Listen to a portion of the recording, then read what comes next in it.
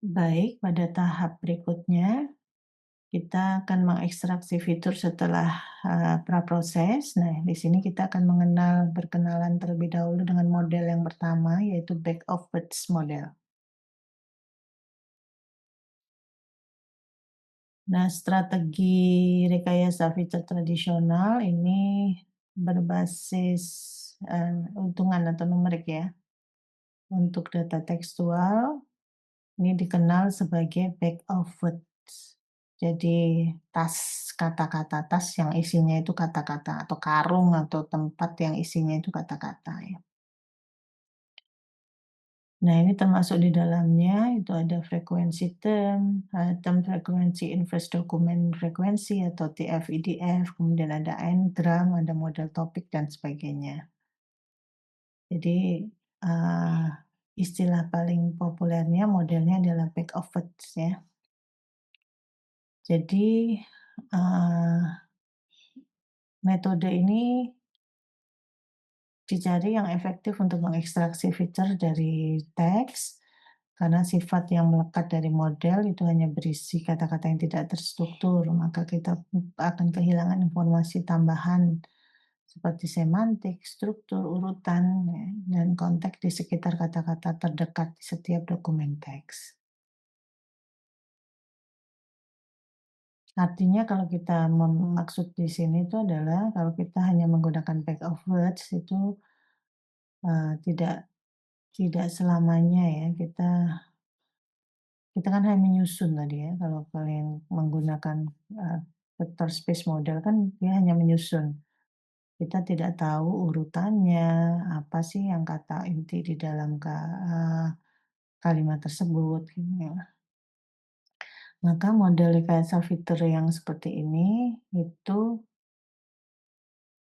eee, perlu kita perhatikan bagaimana memilih yang sesuai dengan pendekatan yang kita inginkan. Nah, back of words model sendiri itu adalah model representasi ruang vektor yang paling sederhana untuk teks yang tidak terstruktur.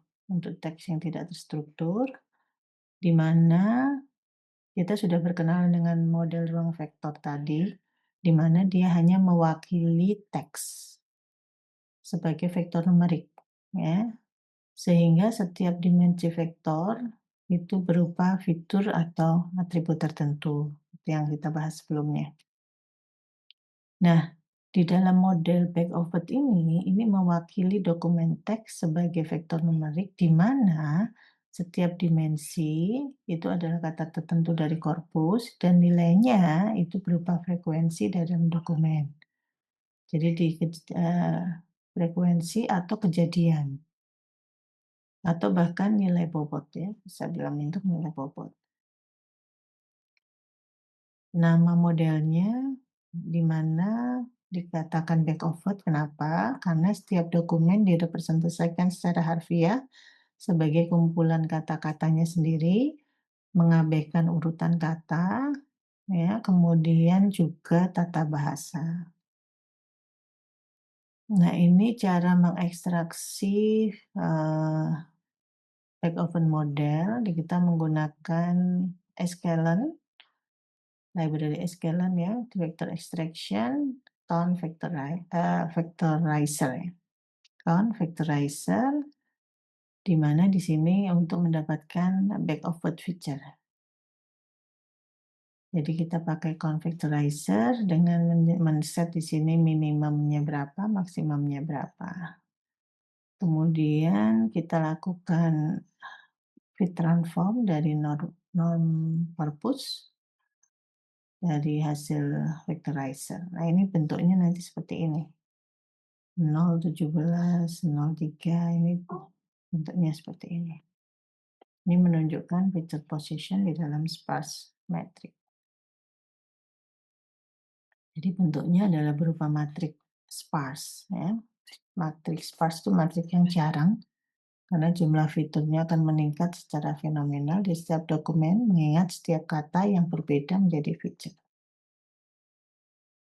Nah, di dalam output sebelumnya itu akan memberitahu kita jumlah total untuk setiap pasangan X, Y, di mana X mewakili dokumen dan Y mewakili kata fitur tertentu dan nilainya berapa kali Y muncul di X ini, maksudnya itu adalah yang ini ya.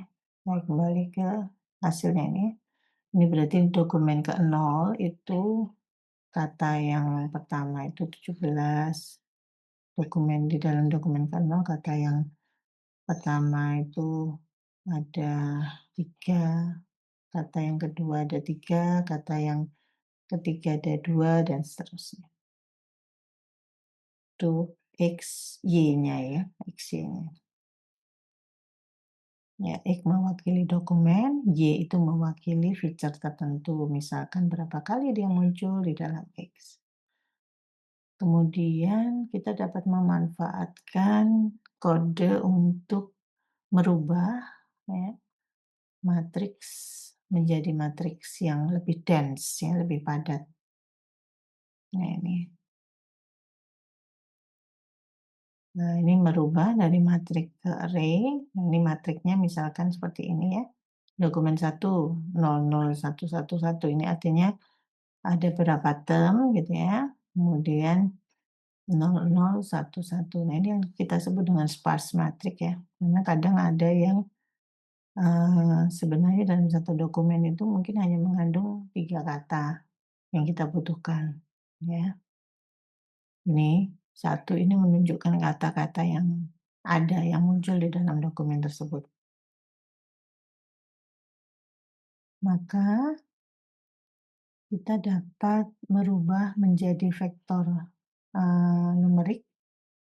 Vektor numerik tadi menjadi satu baris tertentu gitu ya. Kita pakai di sini get all unique words. Di dalam korpus kita pakai fungsi get feature names ya. Kemudian kita bisa tampilkan seperti ini. Nah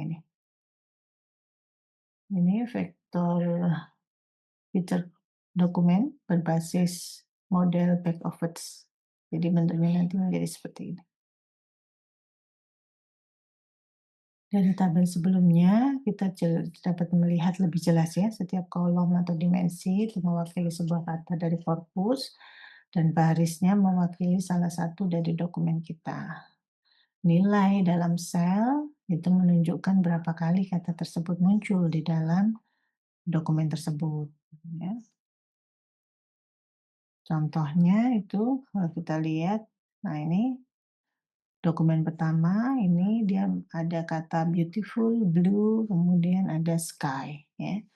Sedangkan di dokumen yang kedua ini itu ada brown dogs, kemudian fox, lalu jumps ya. Di sini tidak mengandung kata beautiful, blue, dan sky dan seterusnya.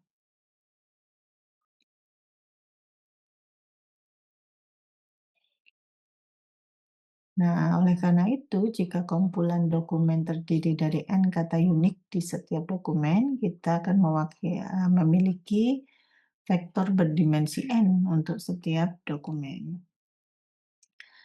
Itu ekstraksi awal, jadi bagaimana kita mengekstraksi dengan menggunakan back of words model ya. Jadi kita mengekstraksi dari kata-kata, dari kalimat, disusun menjadi sebuah vektor, vektor space, dan bentuknya itu mewakili berapa jumlah munculnya, gitu ya. Itu yang disebut dengan back of words model. Kita akan melanjutkan ke bentuk yang kedua dalam back of n-grams model. Apa itu? Kita akan membahas di video berikutnya. Terima kasih.